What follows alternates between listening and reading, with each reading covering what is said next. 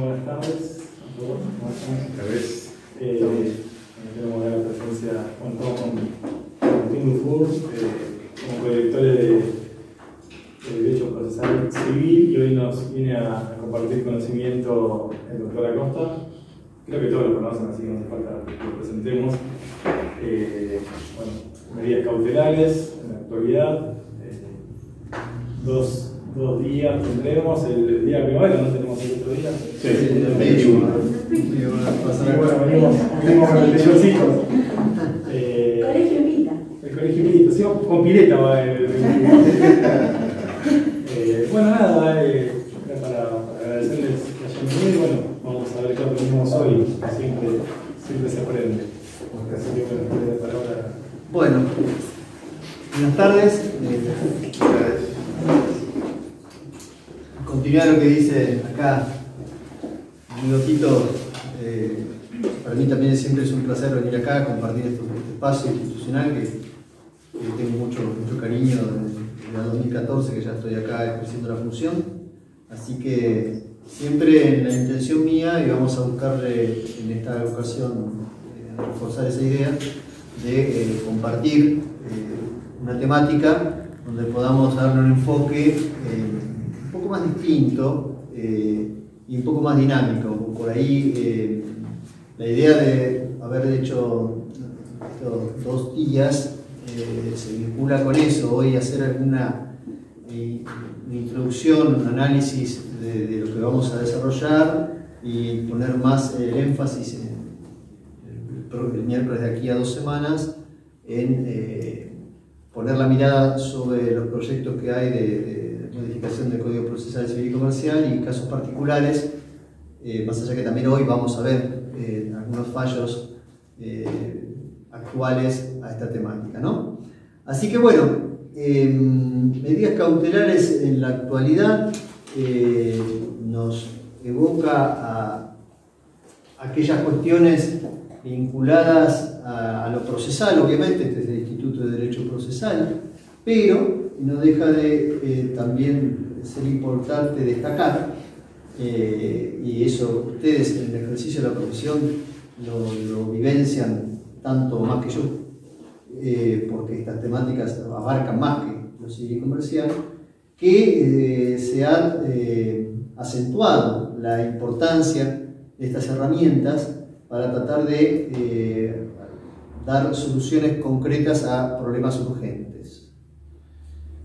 Es en ese contexto que me parece importante hacer referencia a cuáles son los motivos que en lo cotidiano, en la vorágine de cada uno, ustedes en el ejercicio de la profesión, cada vez más desbordados por los tiempos, y nosotros en los juzgados, con lo cotidiano del despacho y todo eso, perdemos por ahí, en todo caso lo digo por mí, perdemos la óptica de que la intención siempre tiene que ser de dar un servicio de justicia a la gente que nos viene con un conflicto humano que tiene un respaldo jurídico. ¿Por qué digo esto?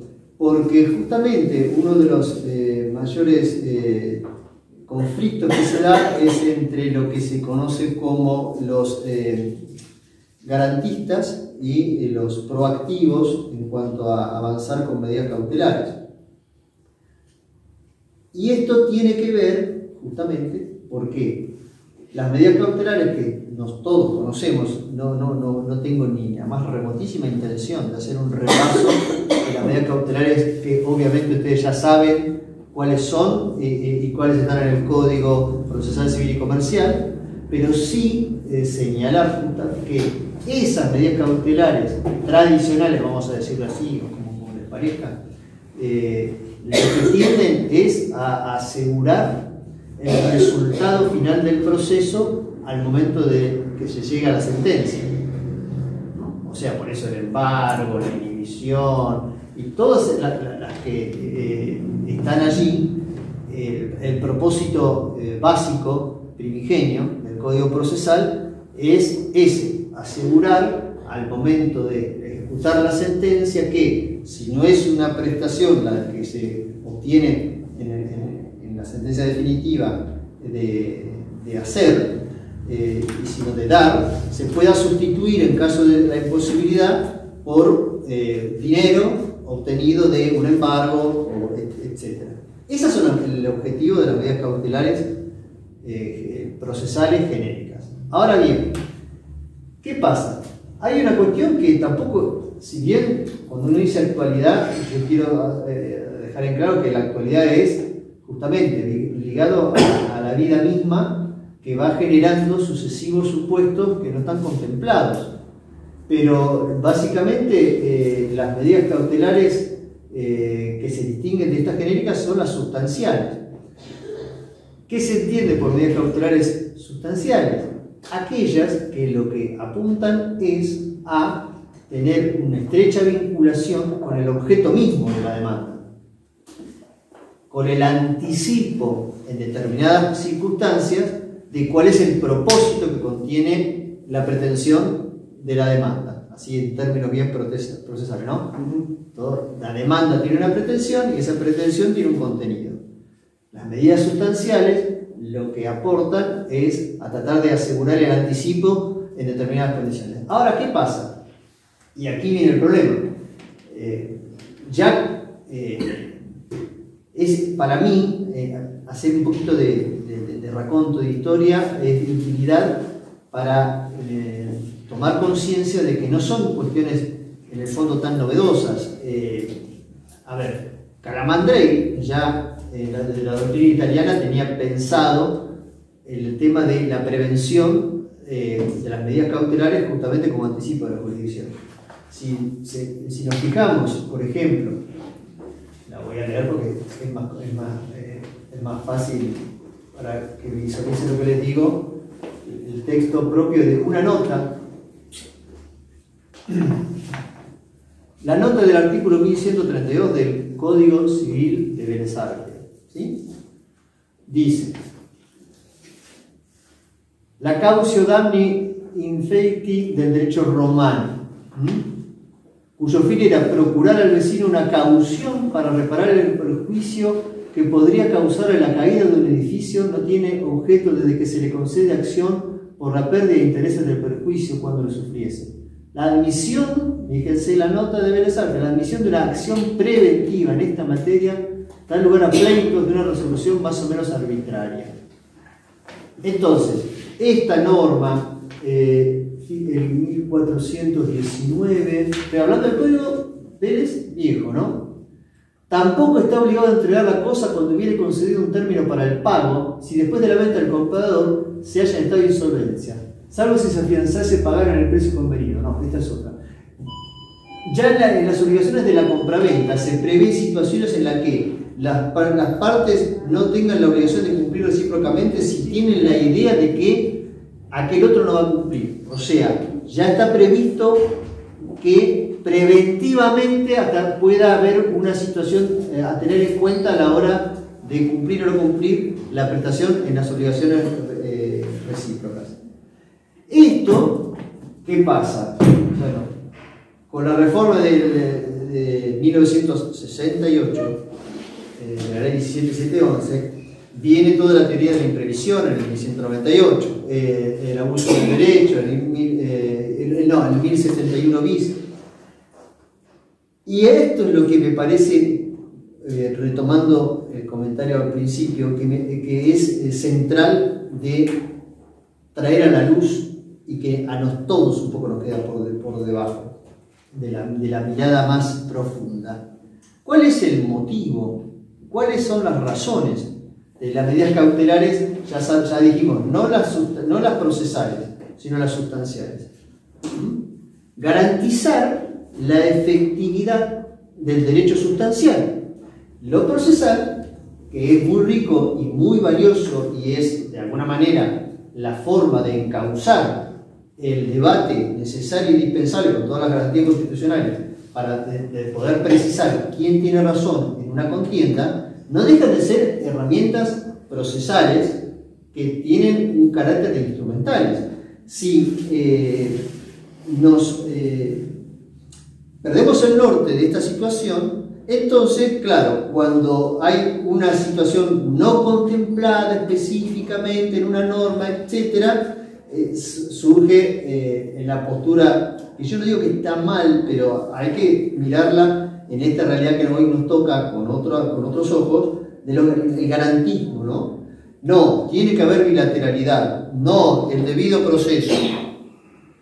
Y yo me pregunto a mí como magistrado, como integrante del Poder Judicial hace 32 años y a ustedes como letrados, a mí me da la sensación que, en todo caso lo digo más por mí, cuando hay una situación atípica, se tiende a el conservadurismo, ¿no? No está aprobado, no está la verosimilitud del derecho, no, esto no está contemplado, y nos restringimos a lo que nos da más seguridad a nosotros. Lo mismo los letrados, porque por ahí ocurre y dice, no, pero yo quería preguntar eso, no me lo van a dar, si me lo dan lo pierdo con costas, qué sé yo, y entonces desisten. ¿Por qué? Porque el diseño institucional es el que para mí tenemos que revisar.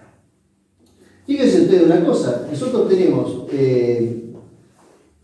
reforma del Código Procesal última de 1968. Yo fui hace 3 años, fue antes de la pandemia, a La Plata, una reunión que se hizo por el tema del proyecto de reforma de la anterior gestión, de un proyecto del 2017, y había 2 posturas. Se pusieron 2 paneles con 4 personas, de integrantes del Poder Judicial e integrantes de los colegios de abogados, ¿sí? Grillo Giochini, que es de La Plata, creo que algunos de ustedes lo deben conocer de nombre, por ahí, es una doctora, no sé. Bueno, la cuestión es que hicieron 2 paneles, unos a favor y otros en contra. Y fue Berizonce. Me causó, no sé cómo decirlo, desazón, si se quiere, la desazón de Berizonce. Porque Berizonce decía, yo estoy trabajando con esto. Claro, no me lo cambio. Digo, no, al contrario. Quería. No te dicen, ¿alguna vez lo van a cambiar? Porque dice, yo con Moreno, con Sosa, escribimos todo, y decían, nunca, y es cierto. Sí. Y sigue ahí estando, bueno, hay otro anteproyecto del 2019, que se abrió la consideración para que cada uno pudiera participar institucionalmente de una manera más abierta para dar una opinión. Y lo cierto es que esta tendencia a diseños institucionales de conservadurismo nos quitan la perspectiva de poder priorizar lo urgente sobre la certeza. ¿Por qué? Y lo dijo Couture, no lo dije yo, no lo voy a traer literal, pero más o menos. Couture dijo que el juez no está para pronunciar la ley, porque la ley tiene una imposibilidad fáctica de prever todos los supuestos, y lo que hay que tratar de hacer es aplicar el derecho, que es otra cosa. ¿Por qué? Porque esa decisión particular ante una situación que así lo requiera es imprescindible si queremos realmente bajar a lo efectivo todo lo que ha ido decantando a partir de la reforma de la Constitución del 94, la incorporación de los tratados internacionales, la constitucionalización del derecho privado, está artículo 19 y 42 de la Constitución Nacional, 15 de la Constitución Provincial, el Código Civil y Comercial que se sancionó en el 2015, ahora lo vamos a ver. Entonces, si todas esas situaciones no terminan de concretarse en una decisión de los magistrados, ¿sí? Por eso yo hago el primer mea culpa, todo eso termina cayendo en saco roto. Y ya vamos a ver en la próxima ocasión, lo anticipo porque también va a dejar algún aviso para que les sirva de gancho, para, aunque sea el día de la primavera, puedan concurrir. Estas cuestiones concretamente hoy las vemos en planes de ahorro, el valor de las cuotas de los planes de ahorro, crédito suba. Bueno, tanto Gregué para decir Gregorio, porque si yo les traigo los fallos, que los vamos a ver, estoy hablando de fallos de hace unos días, la Cámara del Sur, 25 de agosto, con el tema de los planes de ahorro, ¿no? Para dar todo a través instrumentado de una medida cautelar de anticipo de reformulación del contrato, etc.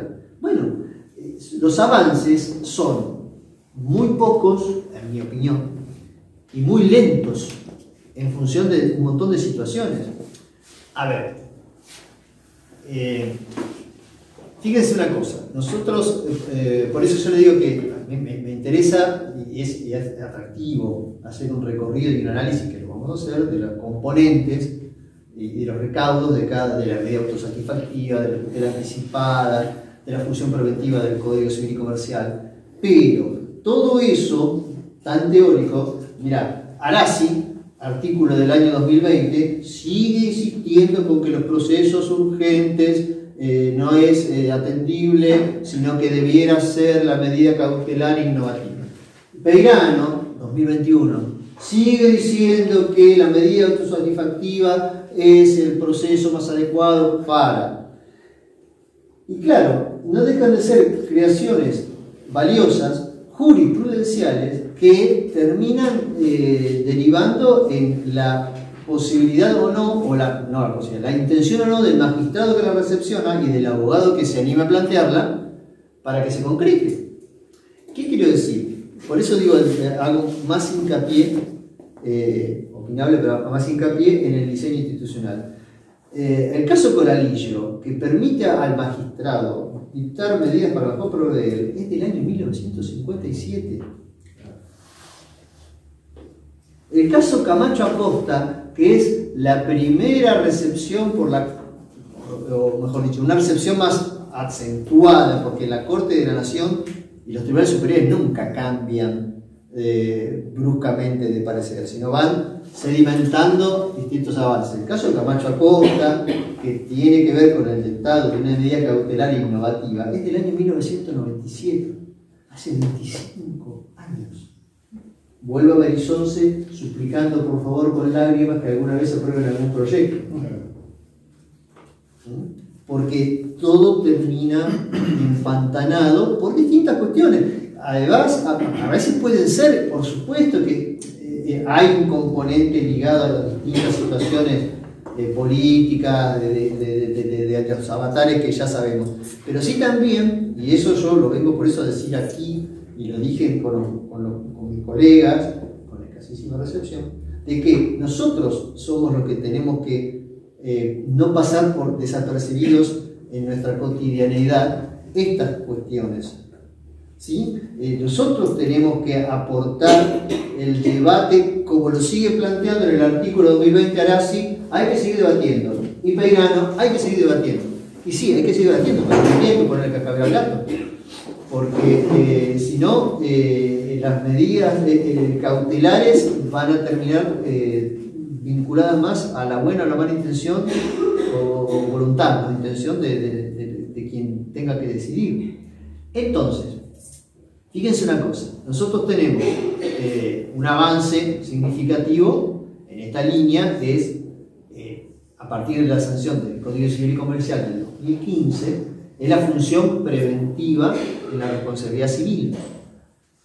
Antes de ir al articulado, fíjense, eso obedece ¿a qué?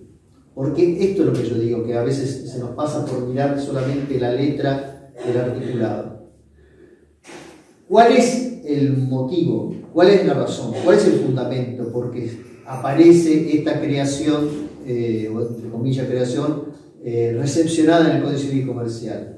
Porque el derecho de daños, y en realidad el derecho en general, va virando, pero a un ritmo muy dispar de las necesidades de los ciudadanos, de posar la mirada en el daño injustamente ocasionado al daño injustamente recibido.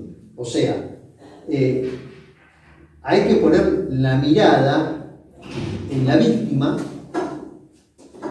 más que nada, porque esa reparación, que lógicamente tiene todo un argumento, el deber de no dañar, que está en el artículo 19 por forma genérica de la Constitución Nacional, etc., es recepcionado en el Código Civil y en el Código Civil Comercial.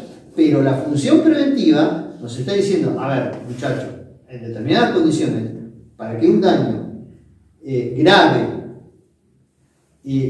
tenga que modificarse y cesar, hay que hacer algo antes de. ¿Sí? Entonces, si se le da relevancia a toda esta cuestión, entonces la normativa del 1708 y siguientes va a tener otra posibilidad de hacerse realidad.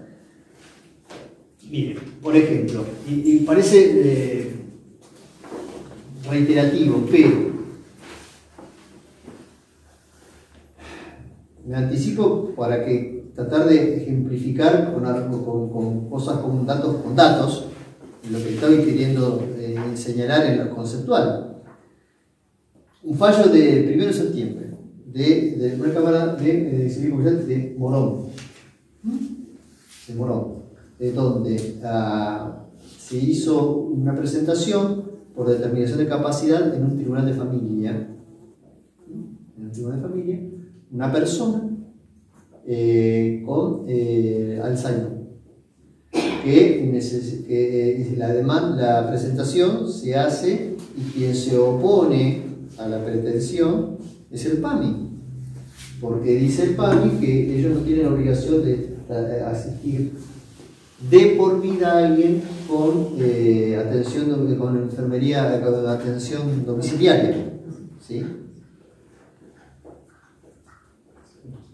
Está bien, en el derecho a la salud es más evidente, ¿sí? Después vamos a ver mejor, es más evidente que en el derecho a la salud, por vía amparo, etc., que además, después sí, quiero decir, en la próxima reunión lo voy a leer en detalle. La Cámara le dice, bueno, vamos a soslayar que debieron hacer un amparo. Yo cuando empecé a leer dije, ay, no me diga que le van a decir que no. Vamos a soslayar que tendría que haber interpuesto un amparo. Vamos a soslayar, dije, vamos todavía, que no somos el juzgado competente. Y vamos a basarnos en el artículo 34 del Código Procesal Civil y Comercial. ¿Sí? Y entonces, con esa sola apoyatura, sola entre comillas y subrayada y con rojo, sola, irónicamente, le autorizan y ordenan efectivamente a que la atención de enfermedad domiciliaria iba a tener que continuar siendo recepcionada vía PAMI. Más allá que también, y eso también, por eso cuando uno dice profundizar es mucho, a mi opinión, más interesante, porque es cierto, el PAMI podría decir, bueno, pero perdón, nosotros no podemos atender a toda la ciudadanía porque no tenemos los recursos, etcétera, etcétera. Pero, más allá de la asignación de recursos escasos, lo cierto es que el derecho a la salud, recepcionado por la Convención Interamericana de Personas del Concepto de Tercera Edad, por la ley 27.000 y pico, que ahora no me acuerdo exactamente, creo que 27.061. Entonces, hace que los estados que adhieren, como nosotros, a las personas de 60 años hacia arriba, que se las considera en el área de la edad de adultos mayores, tenga que priorizarse ante cualquier situación. Bueno, me remonto al 2017, un fallo de, creo que era una Cámara de Mar del Plata, donde el expediente iniciado hacía 7, 8 años, por mala praxis. Una persona, por mala praxis, le amputan un brazo. La mala praxis, la mala praxis tiene como fundamento, además, que tenía doble sentencia condenatoria en sede penal, al médico y a la clínica. IOMA se siguió oponiendo, el Estado se siguió oponiendo, entre otras cosas, porque decía, bueno, tiene el brazo izquierdo, que aprenda a manejarse mejor con el brazo izquierdo. Entonces, a lo que voy yo es que lo central, y por eso digo el diseño institucional, lo central es que en las situaciones de salud, sí, repito, es más evidente, pero si yo, mis ingresos en un negocio jurídico, resulta que la cuota del plan de ahorro cuando yo me suscribí era el 15% de mis ingresos, yo era el 86%, si el crédito UVA más o menos lo mismo, entonces las medidas cautelares sustanciales que están vinculadas con la pretensión, evidentemente que requiere de nosotros la incorporación de esos conceptos para saber cómo poder plantearlo de la mejor manera posible. Bien, entonces, dicho esto, Arasi, Peirano, todos maestros del derecho procesal, ¿no? Fueron diseñando distintas, desde la doctrina, distintas nociones que después fueron derivando en jurisprudencias recepcionadas progresivamente, podemos así decirlo, ¿sí? En ese contexto podemos distinguir entre las medidas autosatisfactivas, la tutela anticipatoria, la medida innovativa. Dicho esto, Arasi dice, yo con lo que dice el artículo 232 y las medidas genéricas, meto todo ahí y listo. Yo digo que tiene razón. ¿Por qué? Porque más allá de la precisión que ahora vamos a tratar de definir, de las nociones de medida autosatisfactiva, etc., siempre va a ser, y eso lo saben mejor, y esto sí que lo saben ustedes mejor que yo, si yo a un juez le pongo una norma de donde apoyarse, es más factible que tenga más chance de que sea recepcionada mi petición a que si le voy a la doctrina de la medida autosatisfactiva. Porque esto es así. Medidas cautelares genéricas en 232. Yo siempre le digo en el juzgado, cuando yo tengo que tomar alguna medida que quiero que algo se haga, aunque no esté específicamente contemplado, fuera de los casos previstos en los artículos precedentes, o sea, todo el resto, las medidas cautelares procesales tradicionales, que tienen, repito, como objeto asegurar el resultado final del pleito para que cuando llegue la sentencia tenga de dónde sacar algo para cobrar, las medidas sustanciales no, dice. Quien tuviera fundado motivo para temer que durante el tiempo anterior al reconocimiento judicial de su derecho, éste pudiera sufrir un perjuicio inminente o irreparable, podrá solicitar las medidas urgentes que, según las circunstancias, fueren más aptas para asegurar provisionalmente el cumplimiento de la sentencia. Bueno, si vamos al caso, lo que dicen los maestros procesales, básicamente, cuando hablan de medida autosatisfactiva, es esto. La distinción doctrinaria y después jurisprudencial que se hace es que la medida autosatisfactiva, como su propio denominación así lo postula, es aquella que se agota en sí misma. No requeriría de un proceso posterior ni de una bilateralidad. ¿Sí? Ahora, empiezan los matices, ¿no? Porque la tutela anticipatoria o anticipada, la distinción sería que se plantea dentro de un proceso con un breve traslado o audiencia mediante y tiene vinculación, perdón la obviedad, la reiteración, con un proceso del que es accesorio. Con lo cual también, en ese caso, si no se deduce el proceso principal en X término, podría caducar. Porque es lo que también, si no recuerdo mal, yo tengo un número, pero el 207, creo que es lo que dice, caducidad.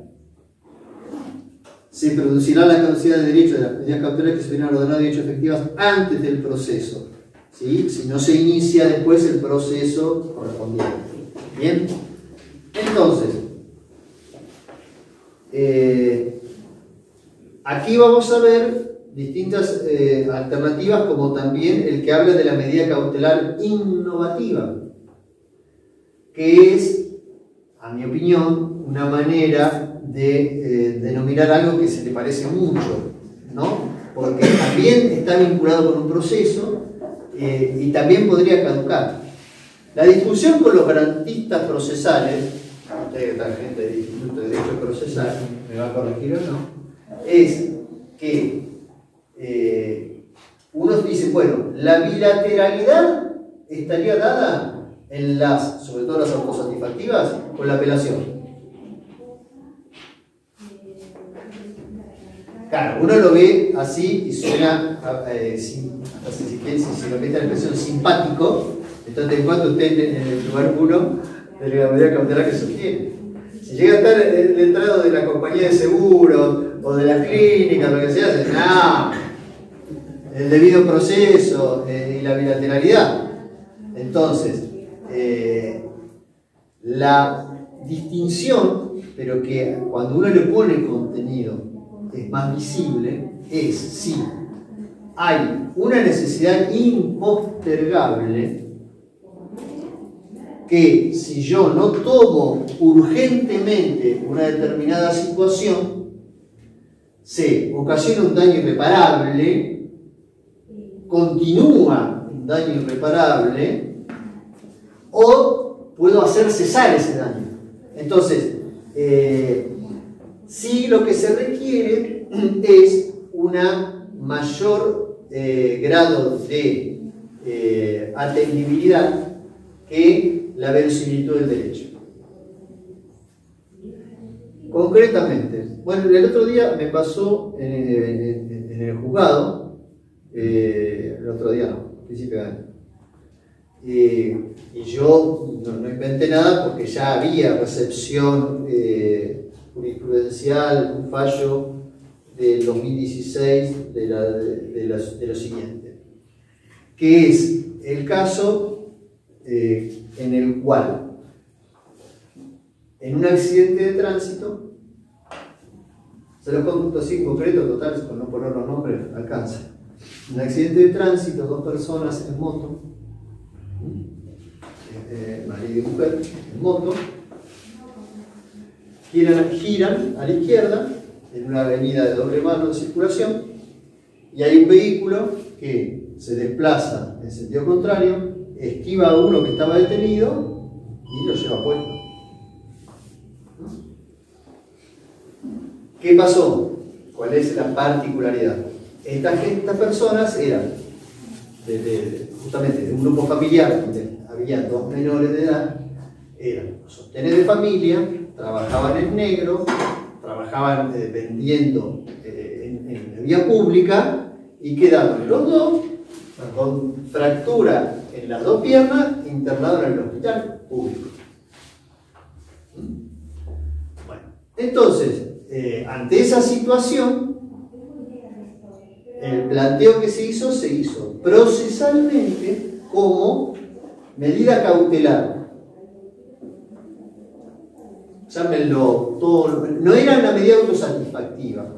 En todo caso, después, si no me dicen, yo tendría que haberle preguntado después si es autosatisfactiva o no. Pero a mí eso no es tanto lo que me desvela, porque tiene que ver con alguna cuestión de si le puede saber distinguir, pero en lo práctico, no es lo que más me interesa. Ante esa situación se interpuso, antes que el daño superficie por el accidente de tránsito, una medida cautelar, donde lo que postulaban era que, describiendo esta situación, describiendo el accidente, acompañando causa penal, una filmación donde se ve el evento, el accidente, los informes médicos, la foto, el hospital, denunciar que vivían los chicos y que habían quedado hasta familiares a cargo de estos chicos, planteaban que querían se les pagaran los gastos médicos, porque ellos no tienen obra social, y los ingresos, X ingreso, por lo que ellos no iban a poder trabajar ni uno ni otro para sostener a la familia. Bueno, ahí hubo postura distinta, porque encima eso se pidió en la feria. En la feria a un colega le dijo que no, y después yo volví y yo le dije que sí. ¿Por qué? Porque piénsenlo en estos términos. La demanda que se presentó posteriormente, ¿sí? La demanda, entre los rubros reclamados, por supuesto, daño de incapacidad, lucro cesante, etc., daño moral, daño psicológico. Bueno. Entonces, el contenido de toda esa demanda no tiene por qué, cuando la recepciono, no lo hago dándole ya de entrada daño moral y daño psicológico. Pero sí puedo determinar que el accidente es responsabilidad objetiva, porque es una responsabilidad objetiva, ¿sí? Tengo elementos, tengo la causa penal que me muestra que fueron testigos que declaran en la causa penal, video. Entonces, el informe médico, saqué un valor basándome en el salario mínimo vital, un porcentual del mismo, y le atribuí la obligación a la compañía de seguros para que durante 6 meses depositara X cantidad de dinero en función de eso. ¿Sí? Entonces, a lo que voy es esto: cuando nosotros, no digo por mí ni por ser autorreferencial, ¿sí? Pues yo también he rechazado medidas cautelares, pero a la hora de rechazar una medida cautelar tiene que ser una cuestión vinculada, como si dijéramos, a una improponibilidad objetiva de la demanda. O hoy tenía un caso también de un proceso reclamaba una persona.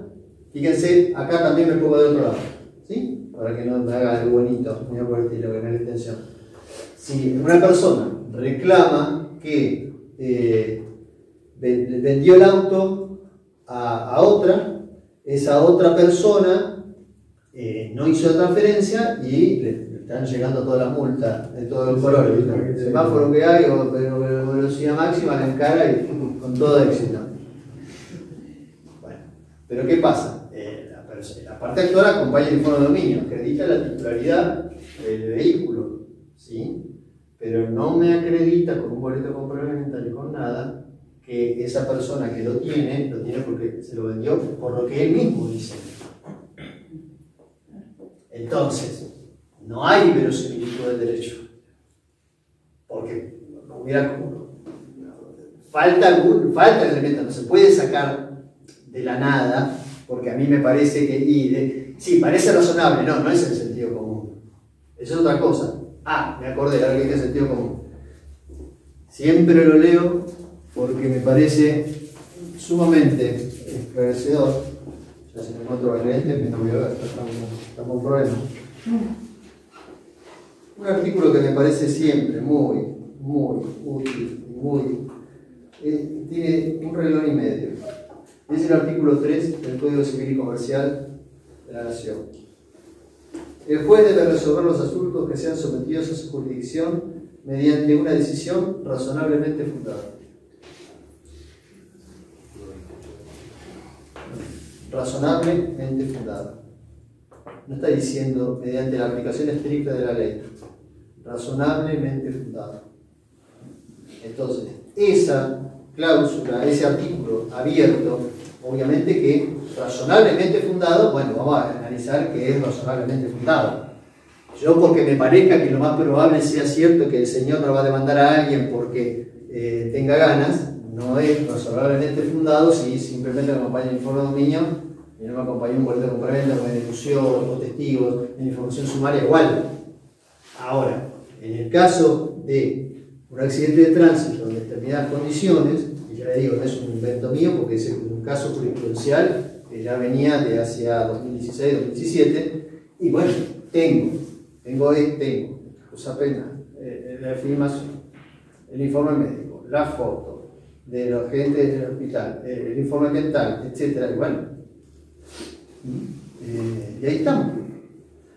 A lo que voy es eso, la función preventiva de la responsabilidad civil, que es lo que quería también señalar, es la base de todas estas cuestiones.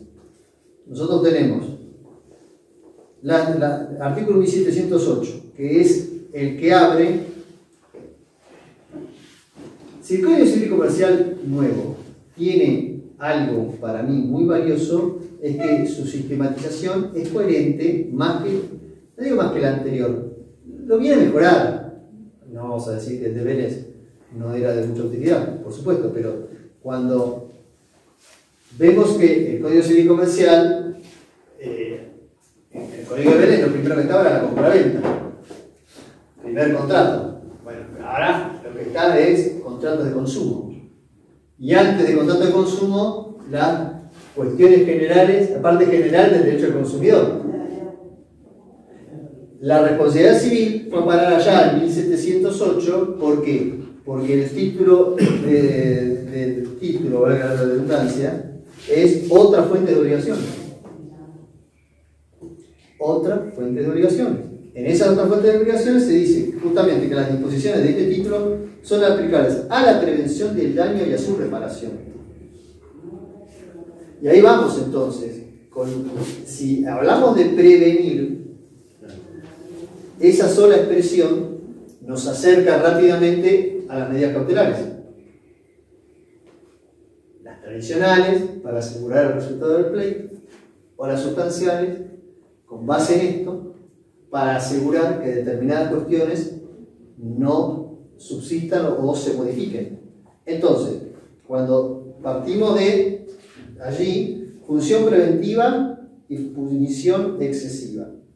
Deber de prevención del daño, artículo 1710. Toda persona tiene el deber de evitar causar un daño no justificado. Esto es la especificación de la noción del artículo 19 de la Constitución Nacional, que es el deber genérico de no dañar a otro. Adoptar de buena fe y conforme a las circunstancias las medidas razonables, otra vez, razonabilidad, para evitar que se produzca un daño, o disminuir su magnitud si tales medidas evitan o disminuyen la magnitud de un daño del cual un tercero sería responsable. Y en 1711 ahí nos mete de cabeza. Acción preventiva. Acción preventiva. Si yo digo acción preventiva, quiere decir que yo allí tengo el fundamento legal para deducir una pretensión instrumentada de una demanda en un proceso judicial.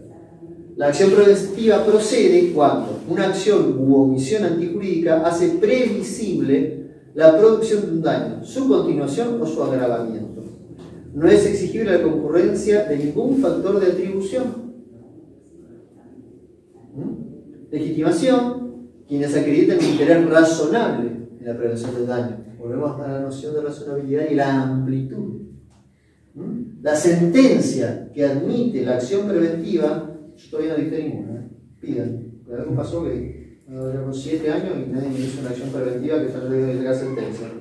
El tema de ustedes. La sentencia que admite la acción preventiva debe disponer, a pedido de parte o de oficio, en forma definitiva o provisoria, obligaciones de dar, hacer o no hacer según corresponda. Debe ponderar los criterios de menor restricción posible y de medio más idóneo para asegurar la eficacia en la obtención de la finalidad. Entonces, estas son las cuestiones que subyacen a toda la temática cuando hablamos de las medidas cautelares y la actualidad. Porque fíjense que, aunque yo lo trato de hacer de una manera pausada, recorrimos, casi sin darnos cuenta demasiado, desde la Constitución Nacional, artículo 19, artículo 42, derechos del consumidor, todo el universo del derecho al consumidor, que cada vez es más expansivo y no me canso de decírselos, y si me permiten una pequeña paréntesis, vinculado sí al ejercicio profesional, ¿cuándo van a dedicarse realmente a explorar el mundo del derecho al consumidor desde la posición de ustedes? Y se lo digo, ¿saben por qué? Yo tengo un archivo de jurisprudencia que tiene 17.000 páginas. De las 17.000 páginas ya tengo 7.500 que es derecho al consumidor. Donde encima el obligado siempre es solvente. O sea, van a cobrar. Quiero decir, compañía de seguro, banco, empresa de telefonía, clínica, concesionaria de auto. ¿Quieren que siga? Casa electrodoméstico, supermercado. El derecho del consumidor y la vulneración del deber de información que está en el artículo 4, ya con eso, pero yo lo digo en el sentido, vamos a decir, no economicista del ejercicio de la profesión, sino en el sentido de que tiene que ver fundamentalmente con esto. Porque la mayoría de los fallos que yo, a ver, UVA, crédito UVA, plan de ahorro, ¿qué hay? ¿Derecho al consumidor? Hay una relación de consumo. Entonces, el profundizar en esas cuestiones, a mí me parece que es esencial, y también una beta profesional, donde, ¿quién no conoce de ustedes? Yo le digo a mi hija que es abogada, una de las del medio, siempre le digo lo mismo, anotate en un papel y lápiz de todos tus conocidos y amigos, poné Josecito, tarjeta de crédito, banco, concesionaria, seguro. ¿Con quién no tenés un problema de todo esto? Porque si se metan los clientes solos, pero estoy seguro. ¿Quién no tuvo agencia de viaje? Sobre todo en pandemia. Agencia de viaje. Bueno, medidas cautelares vinculados al tema del COVID y pandemia, ahora un poco como que ha cesado cierta apoyatura legal. No me quiero adelantar porque no quiero ser desprolijo y hacerlo saltar mentalmente de un lado para otro, pero cuando hablamos del plan de ahorro, la Inspección General de Justicia fue tomando determinadas disposiciones en el 2021 y este año, hace poquito, donde en este año extendió por última vez determinadas cuestiones que hacía a permitir la revisión de situaciones en las que el obligado al pago, si podía acreditar que sus ingresos no habían aumentado en función de su capacidad, o fuera monotributista que no había facturado, había que atender a esa situación. Lo mismo que la suspensión provisoria de las ejecuciones prendarias. ¿Sí? El universo de los planes de ahorro es para hacer una charla de 3 clases de dulce de leche, porque de hecho, les pongo un ejemplo del 2017, un fallo de, bueno, creo que era de Mar del Plata, y que haya tenido o haya comprado por plan o tenga un conocido, a ver si no le suena. Alguien en particular hace el planteo a la concesionaria de por qué tiene que optar por uno de los 3 compañías de seguro que le ofrecen, siendo que esas 3 compañías de seguro, sus presupuestos son más caros que otra que está por fuera. ¿Le suena, no? Sí. La mitad dijo que sí. 100%. Medida cautelar innovativa. Tengo derecho a yo llevar la compañía de seguro de mi auto que tenía hasta que compré que me da un presupuesto más barato, y ustedes no me pueden obligar a que yo tenga que aceptar el de ustedes. Medida cautelar, derecho del consumidor, derecho sustancial, ¿sí? Entonces, y lo vuelvo a repetir, el tema básicamente es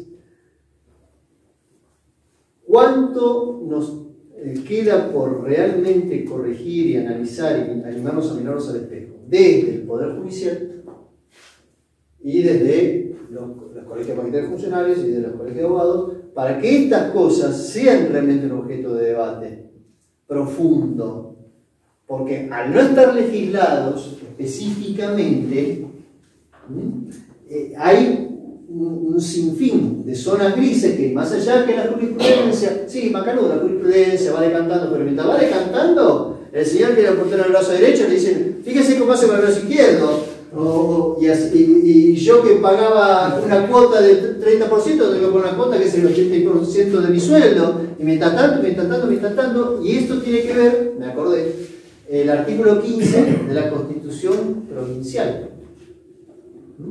La tutela judicial continua y efectiva en un plazo razonable. Y ahí viene, vuelvo a repetir, el tema del diseño institucional. Cuando dejamos de mirar, cuando transformamos lo anormal en normal, estamos en serio problema. Tanto personales como país. Entonces, si yo pueden sancionar, ojalá, yo estudié profundamente con mis capacidades los dos proyectos de reforma del 2017 y del 2019 del Código Procesal Civil y Comercial. Eso también para hacer, ¿sabe qué? Un montón.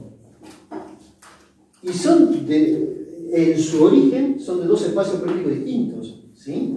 Y yo lo que sanamente puedo decir es que a mí me gusta más el del 2019, pero no es tan distinto del otro, es superador. Si me escucha alguien me dice, no, pero es mucho mejor. No, es mejor. Si yo tengo que elegir, elijo ese. Es mejor. Pero hay un tronco en común que está macanudo. Ahora, si hay un tronco en común que está macanudo y está vinculado con no dejar de incumplir una manda constitucional de la provincia, que es la tutela judicial continua efectiva a tiempo razonable, muchachos, hagamos algo. Yo no veo, lo digo fuera de toda ironía, no veo manifestaciones institucionales masivas en función de ningún lado, de ustedes y de nosotros menos, donde hagamos causa común para decir, no, muchachos, a ver, vamos a darnos instrumentos que sean actuales, porque si las medidas cautelares actuales dependen de la recepción mayor o menor que tenga un órgano jurisdiccional de la jurisprudencia. No podemos, porque eso deriva justamente, fíjense que estoy hablando de cosas concretas. Otro ejemplo, que está en los códigos. Otro ejemplo. Sentencia, se apela, va a la Cámara, se apela, recurso extraordinario, se apela, va a la Corte. Sentencia favorable, ¿sí? ¿Por qué no puedo yo ejecutar determinadas cuestiones de la sentencia que no... A ver, porque también la razonabilidad nos dice que más allá del derecho de la parte demandada, de la vía recursiva, que no pongo ninguna tela de juicio, evidentemente que cambiar de blanco a negro podrá conseguir que, y eso lo sabe mejor ustedes, porque yo trabajo por primera instancia, ¿sí? Ustedes recorren todo ese caminito con todo lo que eso significa y que yo no. Pero cuando es así, y puede ser que la Corte de la Nación modifique algo, pero de blanco a negro, dígamelo en serio, no sé, pero me da la sensación que no es así. Algún rubro, un punto de partida distinto de los intereses, se parte de acá y no de allá, pero interín tengo un justiciable que tiene una hermosa sentencia colgada en un cuadro en la pared.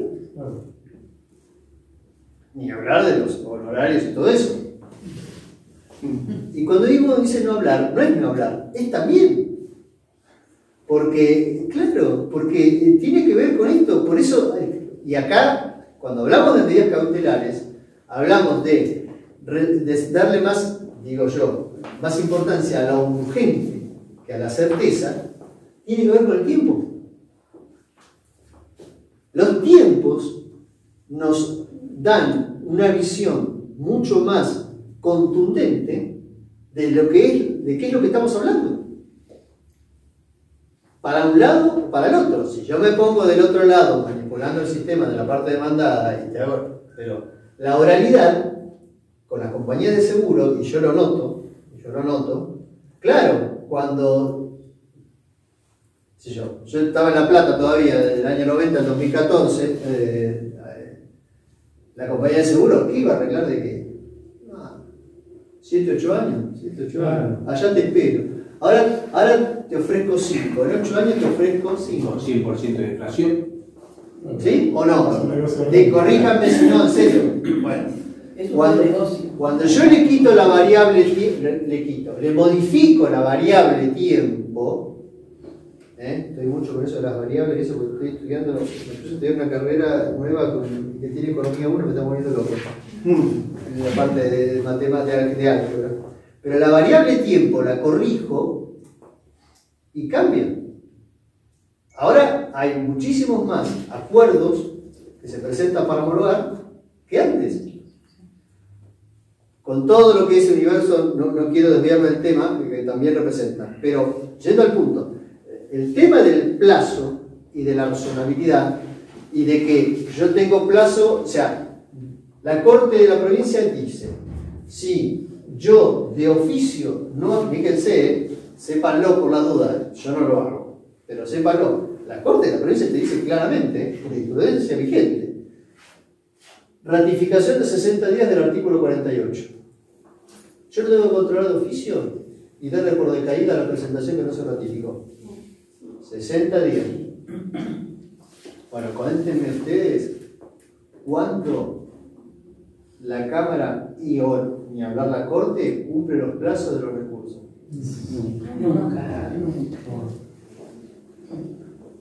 Entonces, si hablamos de medidas cautelares, si hablamos de actualidad y hablamos de plazo, a ver,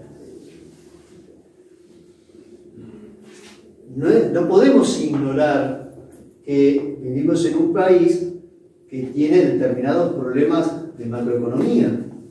¿Sí? A ver, podemos tener opiniones distintas de cuándo estábamos peor, cuándo estábamos mejor, quién tiene más responsabilidad y quién tiene menos responsabilidad.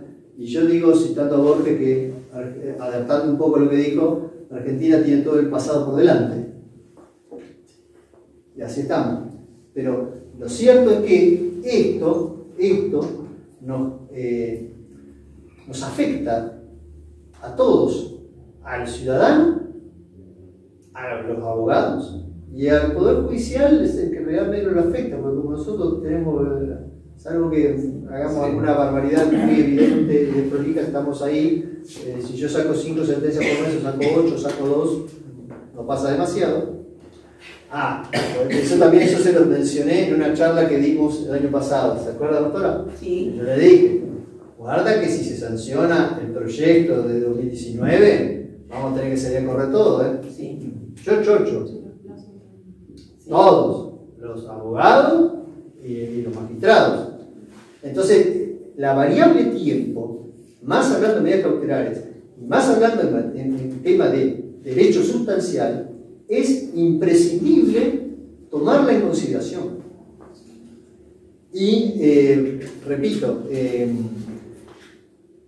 Peirano plantea, en mi opinión, con mucho acierto, que es más en evidente las medidas de distinto tipo, pues satisfactivas, anticipadas, etc., cuando lo que está en debate es un derecho de tercera generación, o sea, los derechos a la salud, los derechos personalísimos, el honor, la dignidad. ¿Por qué? Y eso sí, no lo voy a mencionar hoy porque si no me voy a comer todo el material para esta clase. Y quiero sí leer algunos fallos para que también compartamos esta idea que yo les quiero, y voy a repetir más que nada, incorporar para compartirla o no. ¿Por qué las cosas funcionan como funcionan o por qué no funcionan como deberían? Los motivos profundos. Entonces, a alguien que tiene una situación que requiere, por el resguardo a su honor, o vamos a ponerlo todavía más extremo, el resguardo al honor de su familia, a la intimidad, que se deje de hacer determinada actividad o acto o lo que sea, porque eso lo sigue comprometiendo, ¿qué le vamos a decir? ¿La bilateralidad? ¿La garantía del proceso? Bueno, fíjese, cuando llegue a la corte, espere y aguante. Ahí es más visible. Ahí es más visible. Hay otras situaciones que por ahí es más sutil, qué sé yo, en una reivindicación que se pida el cese de que deje de construir el que está adentro, que encima que está adentro, y yo digo que no tiene que estar adentro, y que el dueño soy yo, está construyendo, y cuando yo recupere lo que digo que tengo mi derecho de recuperar, encima voy a tener que o demolerlo, o pagárselo, o lo que sea. Bueno, digo, no es el derecho a la salud, pero uno lo mira así, con otra visión, porque no es mi terreno. Imagínense cualquiera de ustedes que en el terreno de ustedes le estén construyendo a alguien que no tiene derecho a algo. No lo va a ver así, como digo, yo lo digo un poco irónicamente, pero a esto voy. Entonces, el tema de el concepto de la urgencia, la atendibilidad más contundente que una verosimilitud de derecho que puede dar. La verosimilitud de derecho, no sé, la demanda no contestada, me voy al 202, inciso tercero, ahí tengo la verosimilitud. No, estoy hablando de algo que tenga más elementos donde sea fuertemente atendible, que haya una expectativa de que tenga un pronunciamiento a mi favor. Y el daño o inminente o actual, que tenga que cesar, eso es lo importante que me parece objeto de esclarecimiento de debate. Porque hoy día, vuelvo a decir, si yo me pongo en la postura, y acá también, no lo digo yo, todo lo que digo, hay muchas cosas que son opiniones mías, pero también son opiniones mías que son, de alguna forma, compartir otras que uno cuando investiga este tema, pues yo le decía, dame tiempo porque yo las clases las quiero preparar con esa dedicación. Hay una noción de responsabilidad social detrás de todo esto, tanto de ustedes, sobre todo de nosotros. Ustedes tienen una responsabilidad social. Yo no soy más importante. Tengo una responsabilidad porque tengo que decidir. ¿No? Lo digo otra vez. Yo no soy más importante. La función que uno le toca en este momento desempeñar es decidir algo. ¿Sí? Y entonces, esa responsabilidad social hace que la noción del ejercicio de la magistratura también tenga que ser revisada y analizada con profundidad. Yo digo que uno puede ejercer esta función, yo puedo administrar justicia o administrar justicia para no tener problemas. Y nada que ver. No es que uno tiene ganas de ir ganándose problemas por ahí, pero si yo decidí cumplir esta función, y bueno, hay veces, siempre cuando uno decide, alguien no está de acuerdo, pero hay veces en que hay que tener un poquito más de proactividad, o las medidas cautelares también pueden ser decretadas de oficio. Miren, a ver, yo lo traje por ejemplo, el artículo 171 de la Constitución Provincial ya dice que el juez debe decidir tomando decisiones activas en el caso particular. Lo dice una norma de la Constitución Provincial. ¿Sí? Todo el tema de nulidades del Código Procesal vigente también. Nosotros tenemos herramientas más allá de que nuevas reformas son necesarias. Por ejemplo,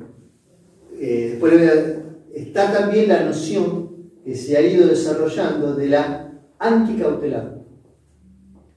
La anticautelar es que alguien que sabe que le están por iniciar un juicio, vamos a un caso concreto, una empresa que sabe que está en una situación de dificultad con proveedores, etc., inicia un proceso anticautelar para que muchachos, espérenme, yo sé que no es un concurso preventivo. Yo digo, no me traben estas medidas cautelares, ofrezco el establecimiento como garantía, pero no me traben las cuentas porque no puedo funcionar. Una anticautelar. ¿Sí? Entonces, claro, ¿dónde está previsto? O sea, no está previsto. Pero al ocasionar a él la posibilidad de anticiparse cautelarmente a una situación en la que no solo en el caso de una empresa se vería directamente la firma afectada, sino también los trabajadores y todo lo que tiene que ver con ese universo, yo entendería que es razonable, porque además no es que dice, espérenme que soy bueno, no, ofrezco esto en garantía, ¿sí? Bueno. Pero una consulta, pero eso que ofrece en garantía tiene que ser aceptado, ¿no? No. Porque es cautelar y porque justamente no tiene vinculación con otro proceso. Él dice, yo tengo la fábrica, el predio de la fábrica está a nombre de la fábrica. Bueno, tráeme embargo acá, no en las cuentas. Bien, lo que pasa es que el fundamento después, porque muchas veces corre el traslado, es no tengo la liquidez fácil como si la tengo en una cuenta que si tengo que iniciar un proceso de ejecución. Entonces ahí es donde dicen, bueno, si vos me decís a mí, claro, para el juzgado es más fácil decir eso. Claro.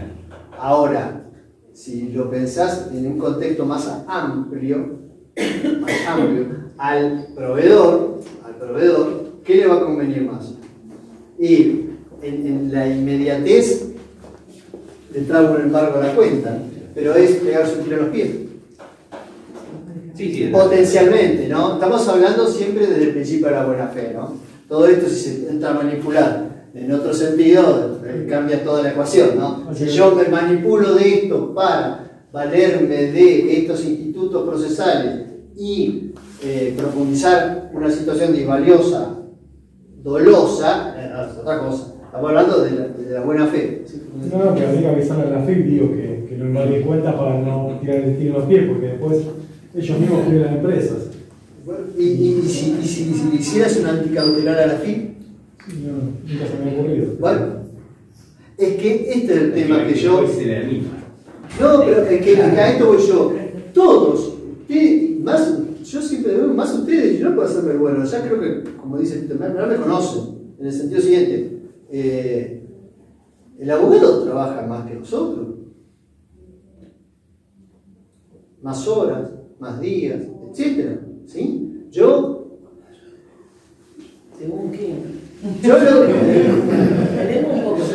este año estuve en una reunión de jueces civiles, de una red de jueces civiles de la provincia de Buenos Aires, en la que yo participo. Evidentemente tuve la idea en la pandemia de generarla. No me arrepentí, pero casi que no participo. Porque cuando hacen catarsis y determinadas cosas a mí me ponen muy mal. Entre esas cosas que se hablaban en ese ámbito, por eso también digo de la buena fe. Nos juntamos así y yo ya estoy grande. Algunas cosas ya me las sé. No, ¿y vos cuántos autos para sentencia sacás? No, yo saco 19, yo saco 25, yo saco 16. De 20 para arriba. De 15 para arriba. De 15 para arriba. Yo voy a averiguar en la Procuración de la Corte que las tiene estadísticas, pero de hecho hice algo más fácil. A un par de juzgados, sobre todo de La Plata, porque algunos de estos mencionados eran de La Plata, ya era secretario, pero bueno, che, ¿cuánto autos sacó la sentencia por mes? Porque yo, más de. Cuando estaba en La Plata, Pérez, que trabajaba como loco, sacaba 6, 7. Y yo acá, el mes que más saqué fue 6. No, 8, 9, 15, 16. Entonces, a lo que voy es esto: ustedes en la cotidianidad, que trabajan de lunes a viernes, en distintos horarios, y los sábados, etc., no tienen la posibilidad, y cada vez menos, y eso es grave, de sentarse a pensar. No es que no piensan, obvio, no te quiero decir eso, ni mucho menos, pero el tiempo de decir, a ver, tengo esta situación, que a veces yo lo digo, de manera sincera, yo en el jugado le digo lo mismo, a ver, ¿qué es más importante? ¿Hacérsela o encontrar la respuesta correcta o hacerse la pregunta correcta? Pero para hacerse la pregunta correcta hay que sentarse a pensar. A ver, tengo esta situación. ¿Cómo hago para resolver esta situación y encauzarla jurídicamente? Tenés que sentar a pensar. Por ahí le podés tomar una anticautelar a la FIP.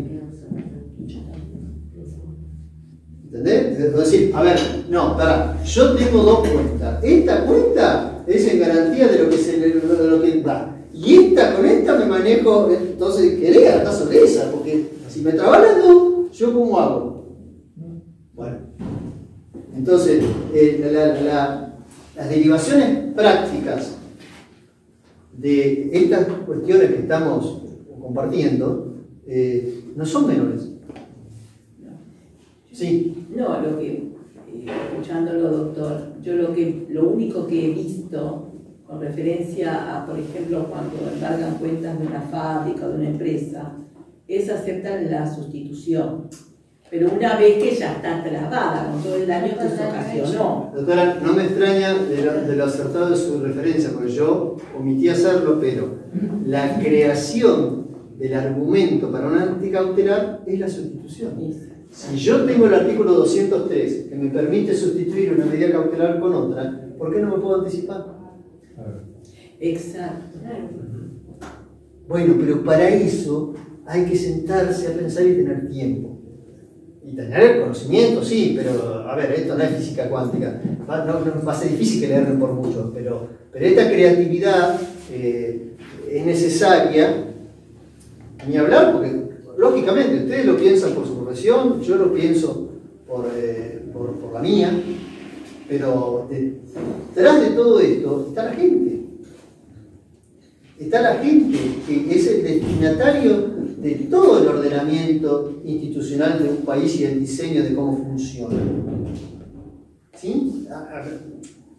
¿Hasta qué punto un país puede funcionar eficazmente si los distintos espacios institucionales no están todos cubiertos?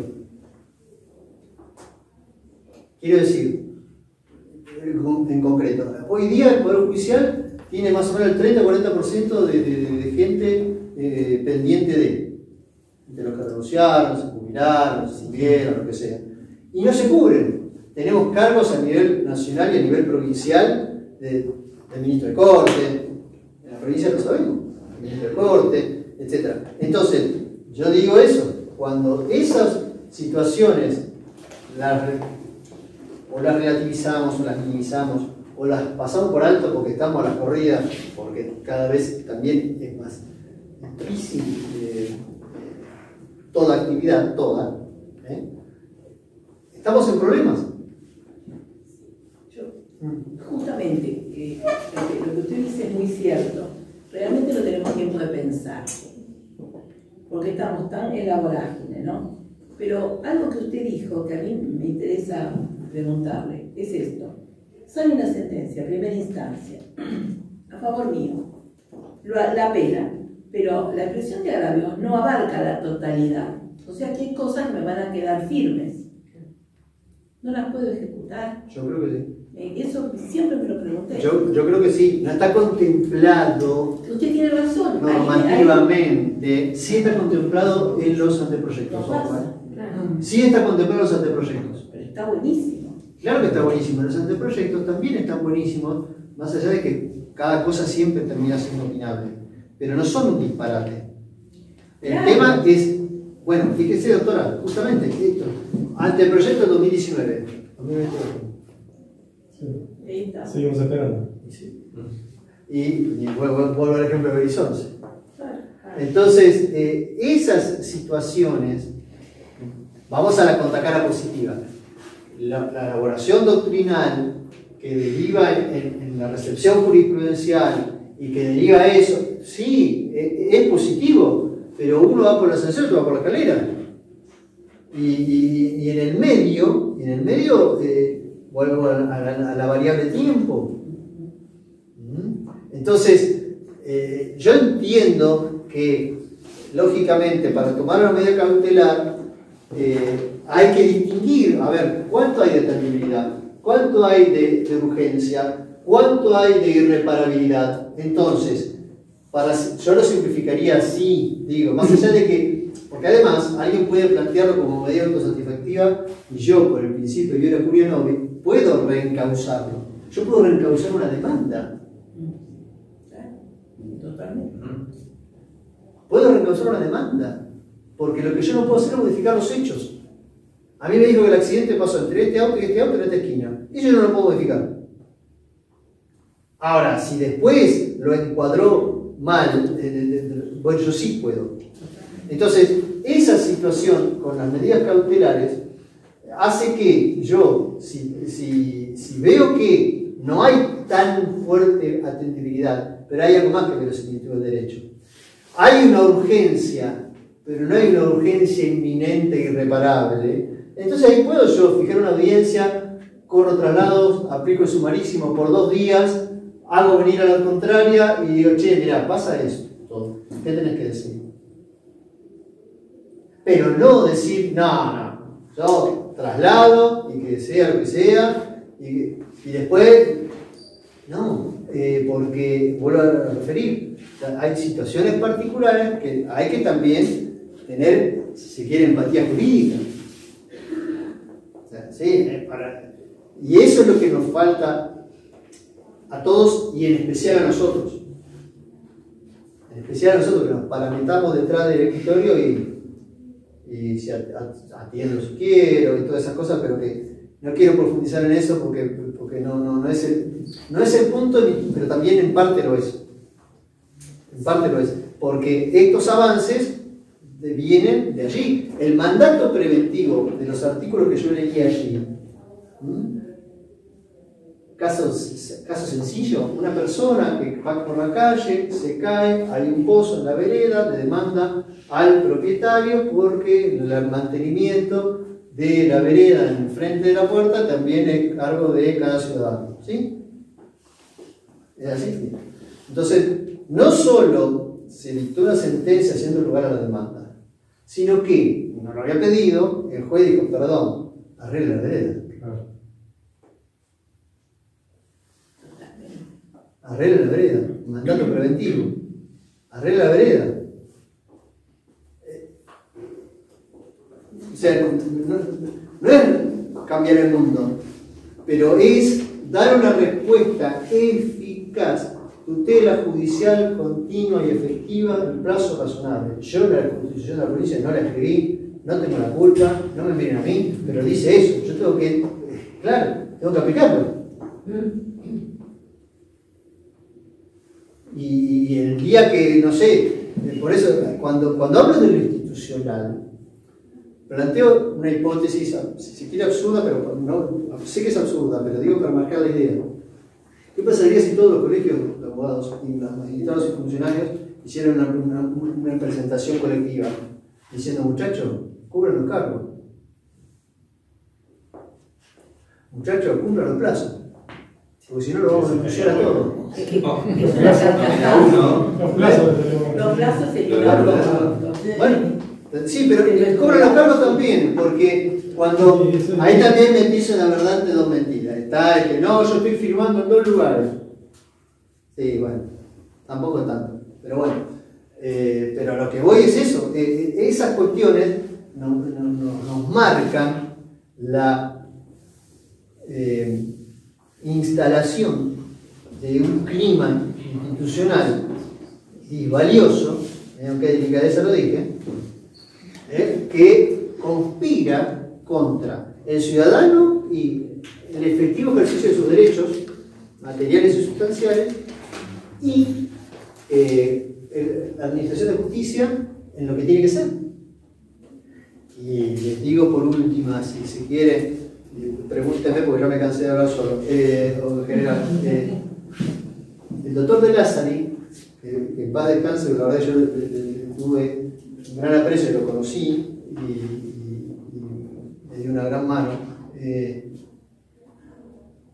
Sacó un voto en la Corte en el año 2007, donde avalaba una actitud proactiva de un fallo de la Cámara, donde le habían dicho de todo lo que el recurso tener, pues dicen, no, eso que está dijo la Cámara no está previsto. Y sí, no estaba previsto en ninguna norma. El doctor Grassi le dijo, afianzar la justicia, preámbulo de la Constitución. ¿Opinable? Sí, yo entiendo, porque uno dice, bueno, pero si vamos a ver el caso, bueno, pero hay que sentarse a pensar. Rebátanme ese argumento. ¿Sí? Porque si yo, cada decisión que se toma se vincula también con la razonabilidad que está prevista, vuelvo a decir, en el artículo 3, y bueno, ya es más difícil dejar de lado determinadas posiciones. Pero se torna imprescindible.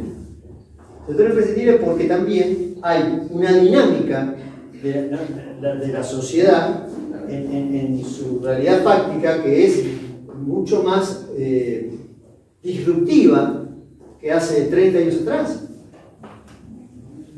Por la cuestión de la tecnología. Miren, ustedes saben, por ejemplo, el punto algo institucional, que todavía, que en algún momento dado, espero, llegue a la la Fiscalía de Estado tiene inteligencia artificial. Ustedes me dirán, ¿para qué eso? No. Después, ya, como depende de una persona, del fiscal de toda la provincia, es uno, que es vitalicio, etc., ellos contrataron una persona especial, diseñó un programa de inteligencia artificial aplicada, que la inteligencia artificial, valga la aclaración, se vincula con la recopilación de datos masivos que permiten anticipar determinadas cuestiones. Normalmente hoy día se usa para lo comercial, para saber qué es lo que nos gusta a cada uno de nosotros. ¿Vieron que cuando en el celular que uno habló de algo y le aparece la publicidad? Ahí es batería. Es inteligencia artificial. Eso ya vino para quedarse. Nosotros estamos en la cuarta revolución industrial. Hagamos los ojos. Estamos en la cuarta revolución industrial. Y la inteligencia artificial vino para quedarse. En algún momento dado ya están pensando eso a nivel corte en el tema sucesorio. Y en algunas cuestiones de derecho penal. ¿Para qué? Yo con algunos colegas que lo he compartido, realmente la recepción no ha sido positiva. Pero yo entiendo que sí. A ver, con inteligencia artificial, los despachos se acabaron. Vuelco una caterva de datos para que cada petición que ustedes hagan, de trámite estamos hablando, ¿no? Sí, de trámite. ¿Sí? De trámite. Sale por el otro lado en 2 segundos. Y yo me podré dedicar a tomar audiencia y sacar sentencia. Que es lo que yo no tengo que delegar. Tomar las audiencias y sacar la sentencia. ¿Sí? Y el servicio sería mejor. Las empresas lo hacen. Aquel Estado que vaya en esa dirección será más competitivo y más eficaz. Entonces, esto de las medidas tiene que ver con las medidas cautelares. ¿Por qué? Y porque de esa manera se acortan los plazos de casi cualquier cosa. Para bien y para mal. O sea, también el que hace algo que no corresponde sabría o tendría que evaluar que probablemente lleguen, o sea, pongo un ejemplo sonso, si se quiere. Yo viajo 3 veces por semana a La Plata y de vuelta. No hay viaje que no me pasen 2 o 3 vehículos a 160, 170. ¿Sí? ¿Por qué? Y no es imposible, porque fíjense una cosa, y corríjanme si no. La noción de fumar o no fumar, ya sabemos que se ha ido cambiando ese hábito. ¿Sí? Ponerse el cinturón o no ponérselo. 30 años atrás, ahora la gran mayoría, bueno, entonces, si diseñaron con alguna tecnología apropiada, un dron, no sé qué cosa, que el tipo que va haciendo algo le pasa, bueno, si nosotros trasladamos todas estas cuestiones, por eso digo yo que hay que profundizar en los motivos de por qué nosotros ejercemos la actividad como la ejercemos y por qué no de otra manera, tiene que ver con esto. No puede ser que una persona que le falta un brazo, para ver si le toman el pelo y le dice, ¿por qué no te desarrollamos la habilidad con el otro? Pero textual, y un organismo del Estado, Sí. Entonces, esto es lo que yo quiero darle. La clase que viene lo que voy a hacer es leer un poco más, porque me parece que más allá de que yo trato de expresarme de la manera más apropiada, leer algunos fallos en concreto y ver los proyectos de 2017 y 2019, cómo están previstas las medidas cautelares, nos va a dar una mayor precisión acerca de no solo cómo podemos encauzar algunas de estas situaciones para tratar de ver cómo la podemos resolver, ¿sí? Sino justamente de dar un paso más allá. Este tema, no de las medidas cautelares, sino de estas cuestiones institucionales, estamos siempre en queremos más cargos para el departamento, queremos más sueldo, queremos... Yo, que van a sacar la feria, lo vengo escuchando desde el año 1990 que está por judicial. ¿Sí? Y seguimos trabajando 6 horas, con 45 días de vacaciones pagas. Y todos los que me dicen que no, yo sé perfectamente que la gran mayoría se da los talones en la nuca a la otra tarde del país. Sí. Salvo las excepciones que confirman la regla.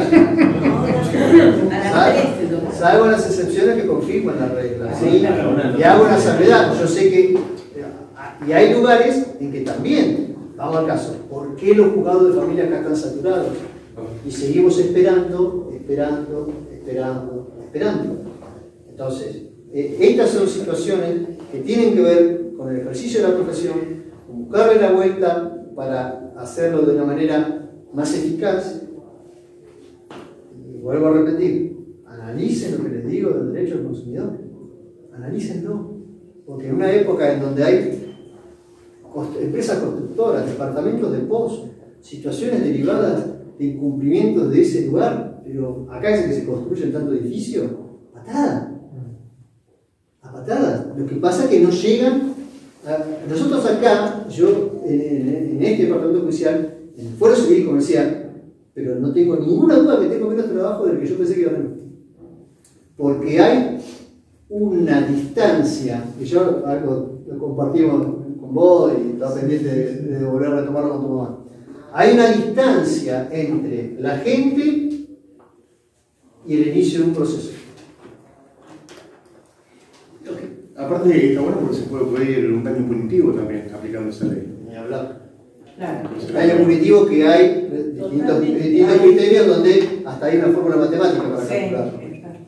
El tema es, Sí. el daño punitivo pasa por ahí la falta de, no digo interés, pero la falta de seducción al colega abogado. O sea, los daños punitivos no se aplican de una manera considerablemente importante, por decirlo de alguna manera. O sea, son daños punitivos con sentencias bajas que...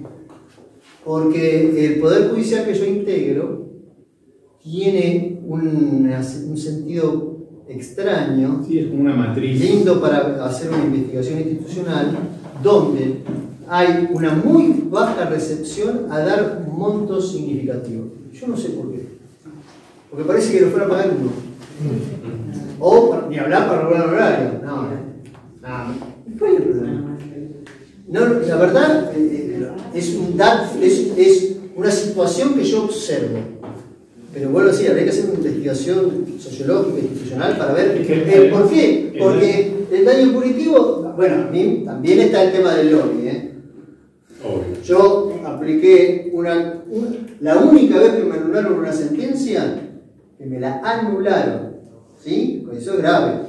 Me la anularon en Mercedes. Yo había admitido una demanda por un tema de derecho del consumidor con daños punitivos, y de la galera salieron a decir que como el letrado del demandado y de la compañía de seguros era el mismo, entonces había una incompatibilidad de intereses, entonces yo tendría que haberlo visto y entonces anular la sentencia. Sí, una manera para hacerlo. Yo dije, caramba. Entonces, a partir de ahí, durante 2 años, cuando sacaba, ahora yo no lo hago, el auto para sentencia, ¿yo qué hacía? Antes de sacar auto para sentencia, cuando pedían sentencia, le hacía saber a las partes si tenían algo que decir del trámite del proceso. ¿Tiene algo que decir? ¿No tiene nada que decir? Auto para sentencia. Porque en ese caso nadie había dicho nada. Si no afecta al tercero. Pero ya el auto para sentencia convalida cualquier nulidad. Se ve que no. Lo dice una sala de Mercedes. Autos para sentencia, ya está. Bueno. Se termina. Ya no hay posibilidad de plantear ninguna Se subsana. Hago una aclaración por lo menos la persona importante. A mí cuando me revocan una sentencia no me molesta. Lo que hago es ver si tienen razón, porque yo también me equivoco, obviamente, y trato de corregirme. O sea, no es que a mí me dio bronca que me revocaran la sentencia. Yo no soy de ese tipo de magistrado. Trato de aprender de lo que veo que me señalaron. Ah, mira, no lo vi. Y a veces me pasa. Me ha pasado. Que no es que te anulen la sentencia. Es que te dicen, no. Esto era... No, bueno, listo, perfecto. Ahora, esto... Eso es lógico.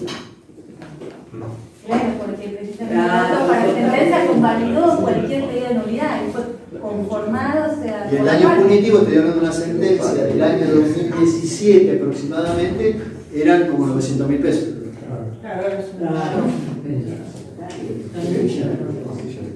Sacado por una fórmula.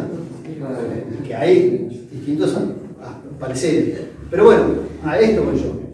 Estas son las cosas que cada vez que yo concurro aquí, que siempre agradezco por ese motivo, trato de compartir, más allá de, por supuesto, no vamos a mirar detalles que si quieren sí, acerca de sí, las características, la naturaleza jurídica y todo eso, pero vamos a lo práctico y a lo conceptual y a la realidad, porque eso me parece que es lo que nos rige cuando salimos de acuerdo por acá y entramos al tribunal. Porque también el tema es que ustedes, perdón la interrupción, el tema es que una cosa es que ustedes, si les llevan una consulta, puedan desalentar a la persona que les va a jugar cualquier cuestionamiento por X motivo. Pero me llama la atención que ¿tanta gente es la que ustedes reciben? ¿O ustedes reciben menos de lo que deberían? Independientemente que después el motivo de la consulta sea factible de ser disuasible o no. Hay conocimiento social sobre la problemática y sobre que tiene derechos Yo veo una cosa, a mí en particular lo que me pasa, hay una gran dificultad porque la gente no tiene documentación. Yo trabajé en un estudio en Morón donde la gente tiene toda la documentación y acá en Moreno la gente se falta todo. Te vence la escritura y te saca un papel y te dice acá está la escritura. No, son todas sesiones de derecho, boleto de En compra-venta. todo sentido. Pero no, en un papel todo, bueno, pero Es un es desastre, todo no puedes hacer sentido. nada. La gente no tiene documentación, patina en cualquier, o sea, uno cuando toma un asunto dice, ay, cuando somos medio Pero cerrados. acá la gente no choca con el auto, ¿no? Pero Por tenés decir, porque ya el te- título eso de ya te propiedad, entiendo. no Pero- tengo el título de propiedad, Pero- no tengo transferido el auto. Sí, No tengo Andan sin papeles, andan con los autos. Andan sin papeles. Se suele llevar más para capital que quedarse litigando Exacto. sin perjuicio. Vamos a capital. Pero ojo, porque hay varios juzgados. Algunos deben tener unos juzgados que así la compañía de seguros tenga domicilio en capital se declara incompetente. Porque el hecho ocurrió. Porque el hecho, exactamente. Hay Yo por eso digo, yo algunos- lo digo en general, porque Es otro también. 110% ajeno a toda ironía, porque a mí me llama la atención. Me gustaría analizarlo con datos, porque me llama la atención. Yo veo como que hay una denegación de justicia tácita, implícita.